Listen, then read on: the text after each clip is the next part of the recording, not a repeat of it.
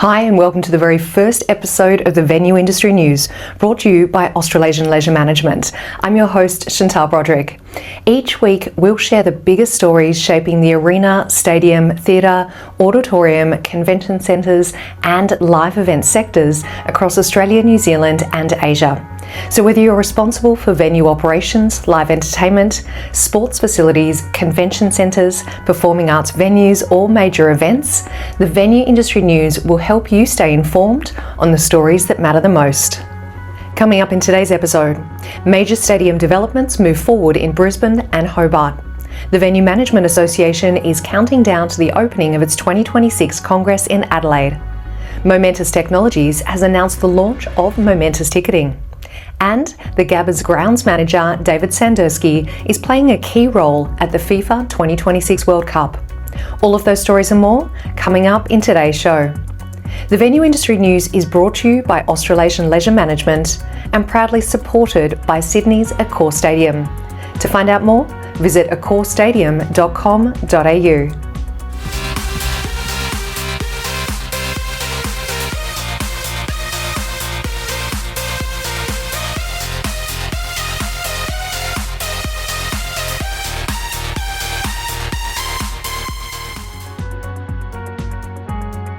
With Federal Environment Minister Murray Watt having rejected heritage requests to halt early construction works for Brisbane's planned Olympic and Paralympic Stadium, early work is now underway on the 63,000-seat venue that will serve as the centrepiece of the 2032 Summer Olympics.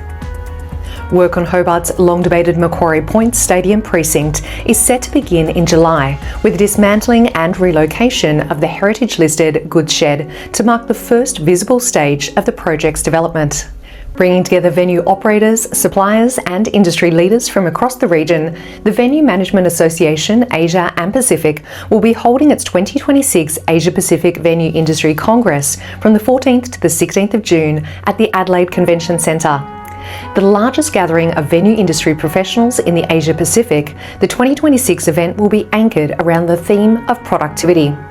The program is set to explore how venues can adapt to evolving operational and commercial pressures through smarter working practices, leadership development, revenue diversification, and the integration of new technologies, including artificial intelligence.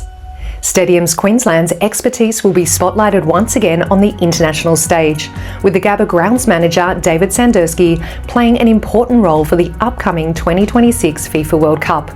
Sandurski, who's worked as grounds manager at the Gabba for over 8 years, is off to the United States for his third stint, working for World Football's governing body. He'll play a key role in maintaining the grounds to FIFA's meticulous guidelines at the 69,000 capacity Philadelphia Stadium for 6 2026 FIFA World Cup matches, including 5 group stage games and a round of 16 knockout. Trafalgar Entertainment Asia Pacific and Theatre Royal Sydney have revealed an enhanced 360-degree view from seat feature to enable theatregoers to compare seating options when purchasing tickets.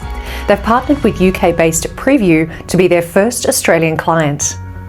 Marking the culmination of Brisbane Convention and Exhibition Centre's 30th anniversary year, the centre has unveiled a digital curation of its art collection, offering visitors and online audiences the ability to explore the works at any time via its website and through QR codes positioned throughout the venue. Cronulla Sharks Chief Executive Dino Mezzatesta has moved to refute media reports that the NRL is considering relocating the club's home matches away from Shark Park. Reports circulating on social media and rugby league podcasts suggested that the Sharks could be required to play home games at Sydney's Allianz Stadium or Jubilee Stadium from next season. Scott Pendlebury's recent 433rd AFL game at the MCG in front of 90,028 fans was more than a milestone fixture. It became a case study in how elite sport is evolving into a multi-layered entertainment experience that extends well beyond the field of play. In an article published on the Australasian Leisure Management website, Cassandra Kalija explains how the SP433 celebration illustrated how contemporary sporting events are now built as multi-layered entertainment ecosystems, beginning well before fans even enter the stadium. ICC Sydney has been elevated to Gold Tier status in Pride in Diversity's Australian Workplace Equality Index, as announced at the Australian LGBTQ+ Inclusion Awards at the end of May. Venue and event management software leader Momentus Technologies has announced the launch of Momentus Ticketing. The new enterprise-grade white-label ticketing platform is designed to give venue and entertainment operators greater control over audience engagement, customer data, and ticketing revenue.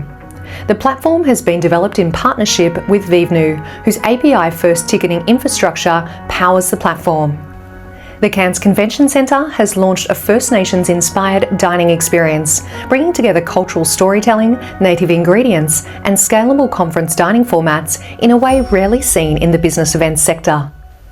Christchurch City Council is seeking court approval to fast-track 2 building requirements for parts of the central city. The rules would require new apartments and other noise-sensitive buildings to include sound insulation and mechanical ventilation before a broader noise plan change is finalised.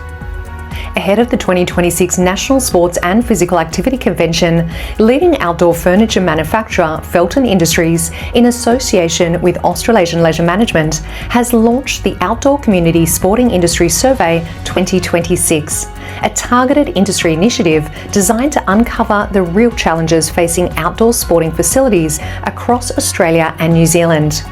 The survey has been developed ahead of the NSC in July, with findings set to provide valuable industry insights into the current state of outdoor sporting environments and where investment and improvements are most urgently needed. The survey can be completed via the Australasian Leisure Management website. Among the numerous locations across Australia that will screen Socceroos games when the 2026 FIFA World Cup kicks off next week, multi-site operator Sporting Globe will be showing matches at its 23 venues.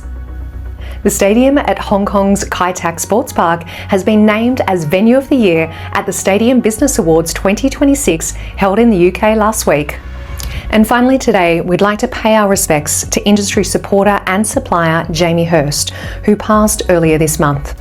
Among his many achievements, Jamie was the VMA's Allied Professional of the Year in 2017. He will be missed.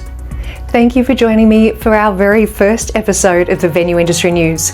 To read the full stories featured today, just head to ausleisure.com.au. You can listen and subscribe to the Venue Industry News on Spotify, Apple Podcasts and YouTube. Just search Venue Industry News and hit follow or subscribe.